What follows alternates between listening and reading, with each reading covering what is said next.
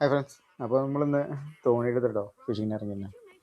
അപ്പോൾ നമ്മൾ സ്ട്രെയിറ്റ് ആയിട്ട് നമ്മളെ ഒരു ടാർഗറ്റ് ചെയ്ത സ്ഥലത്തേക്ക് പോകാണ്ട് പുഴയുടെ സൈഡൊക്കെ ഇങ്ങനെ എറിഞ്ഞ് അങ്ങനെ കേട്ടോ പോകുന്നത്.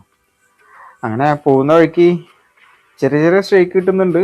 അങ്ങനെ നമ്മളെ സുഭാഷ് ചേട്ടനൊരു സ്ട്രൈക്ക് കിട്ടി, ഒരു മീനെ കിട്ടിട്ടോ. ഹുക്കപ്പം കണ്ടപ്പോൾ നല്ല വലിയ മീനാന്ന് വിചാരിച്ചു, പക്ഷേ ഒരു ചെറിയ മീനാണ്, അത്ര വലിയ സൈസൊന്നുമില്ല. ഒരു കാക്കിലിൻ്റെ ഉള്ളിലുള്ള ഒരു മീനാട്ടോ. അങ്ങനെ സ്പോട്ടിൽ 2 കിട്ടി. 2 നമ്മൾ കുണ്ടയിലൊന്നും ഇട്ട് വെച്ചില്ല, നമ്മൾ വഞ്ചിയിലും ഇട്ട് ചെയ്തിട്ടോ. അങ്ങനെ എനിക്കൊരു മീൻ അടിക്കുന്നുണ്ട് കേട്ടോ. സ്ട്രൈക്ക് കണ്ടപ്പോൾ ചെറിയൊരു സ്ട്രൈക്കായിരുന്നു. ഞാൻ വിചാരിച്ചു സുഭാഷേട്ടന് കിട്ടിയ പോലത്തെ ഒരു മീനാവും തന്നെ വിചാരിച്ചു. ഹുക്കപ്പ് കൊടുത്തപ്പോൾ നല്ല ഫൈറ്റ് ഉണ്ടായിരുന്നു. അപ്പോൾ മനസ്സിലായി ചെറുതല്ല, അത്യാവശ്യം സൈസുള്ള അതിനാണ്. നമ്മളെ വഞ്ചിക്ക് കയറ്റിയിട്ടു കേട്ടോ. അത് ഏകദേശം 1 കിലോ റേഞ്ചുള്ള ഒരു മീനായിരുന്നു.